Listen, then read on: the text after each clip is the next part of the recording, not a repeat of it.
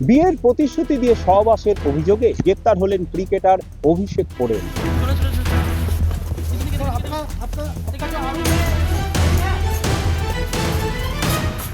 গত জুন মাসে হুগলির মগরা থানায় এক তরুণী তার নামে অভিযোগ দায়ের করেন এবং তারপর থেকেই পুলিশ তাকে খুঁজে বেড়াচ্ছিল।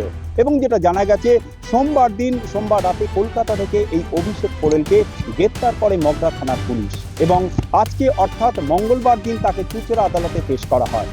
যদিও অভিষেক পোরেল সাংবাদিকদের প্রশ্নের কোনো উত্তর দেয়নি।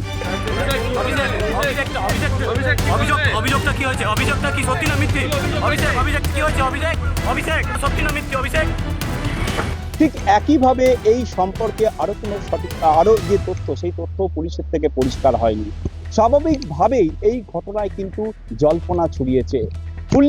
উল্লেখ্য বাংলা ক্রিকেটের হয়ে ঘরোয়া ক্রিকেটে তিনি একদিকে যেরকম উইকেট কিপার কাম ব্যাটসম্যান হিসাবে খেলতেন, ঠিক একইভাবে দিল্লি ক্যাপিটালসের হয়ে IPL খেলতেন। স্বাভাবিকভাবে এই অভিষেক পোরেলকে নিয়ে বেশ কিছুদিন ধরে যে জল্পনা চলছিল, আজকে গ্রেপ্তারের পর কিন্তু যে নতুনভাবে ক্রীড়া মহলে জল্পনা ছড়িয়েছে। হুগলি থেকে ক্যামেরায় শুভাশিস প্রামাণিকের সাথে তাপস লাহা, নিউজ টাইম।